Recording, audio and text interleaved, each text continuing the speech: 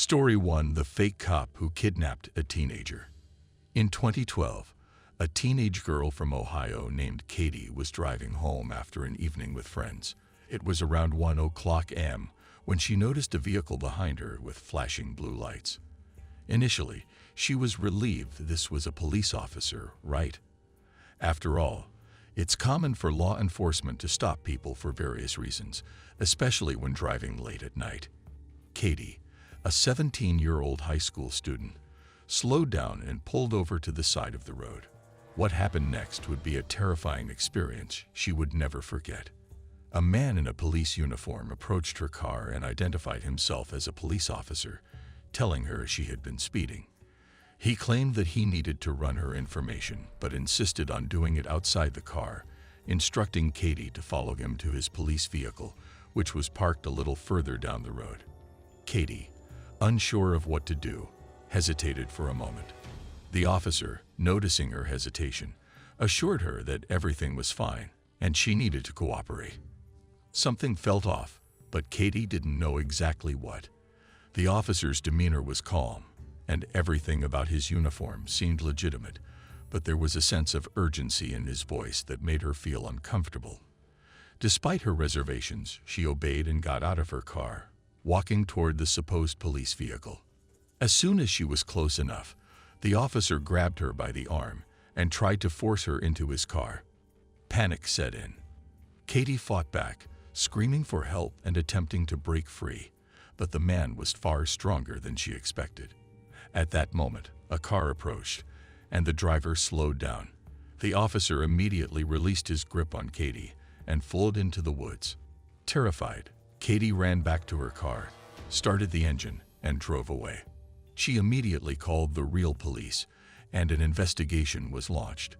It was later discovered that the man who had posed as a police officer was actually a convicted felon who had been using a fake badge and a stolen vehicle to commit his crimes. He had been pulling over young women in isolated areas, intending to abduct and possibly harm them. What makes this case particularly chilling is that the man had fooled Katie into thinking he was a legitimate officer of the law. This encounter serves as a stark reminder of the importance of verifying police stops, especially when you're alone, late at night, and vulnerable. Authorities advise that if you're ever unsure whether the officer behind you is legitimate, drive to a well-lit, populated area before pulling over and call the police to confirm the officer's identity. Story 2: The Fake Cop Who Targeted a Woman in a Parking Garage. In 2015, a woman named Sarah found herself in an equally harrowing encounter with a fake cop, though this time, the situation unfolded in a public parking garage in a large city. Sarah had parked her car and was walking to the elevator when a man approached her, identifying himself as an undercover cop. He claimed that Sarah had violated parking regulations and needed to step aside for questioning.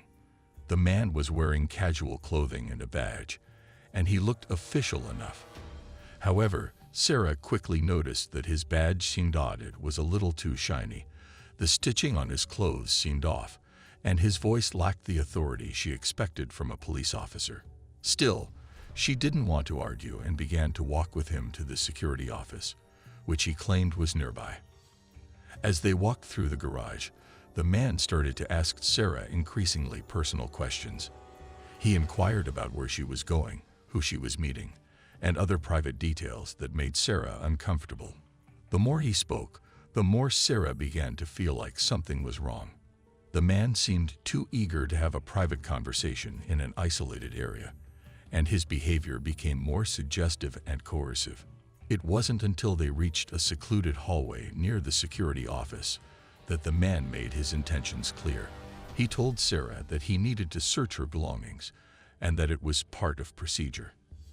At this point, Sarah began to panic. She realized that she was alone, isolated, and in a vulnerable position. She had heard stories of fake cops before, and now she was in the middle of one. Sarah immediately refused and began to back away, her heart pounding. The man insisted she stay, but Sarah's instincts kicked in, and she sprinted back to the elevator. The man didn't chase her, but Sarah didn't take any chances.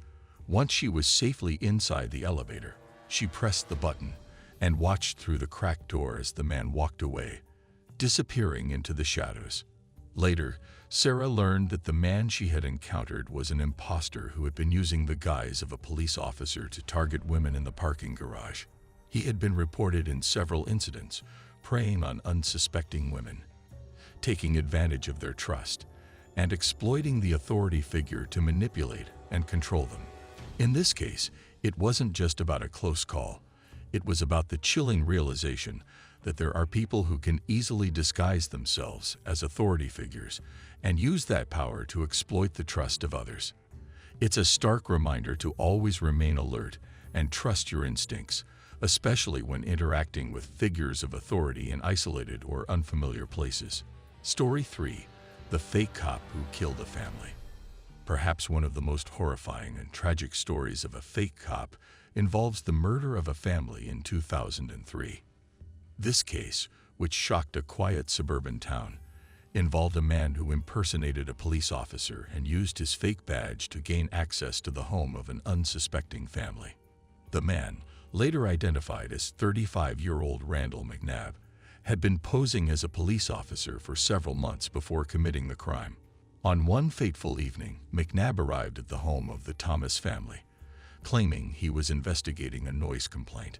The Thomas family, unaware of his true identity, allowed McNabb into their home, assuming he was a legitimate officer.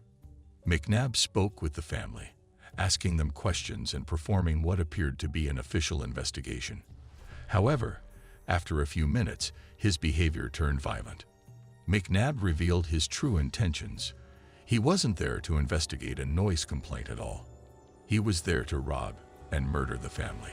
He bound the parents, Tom and Linda Thomas, and their 2 young children, demanding money and valuables. When the family attempted to resist, McNabb turned violent, killing all 4 members of the family in cold blood.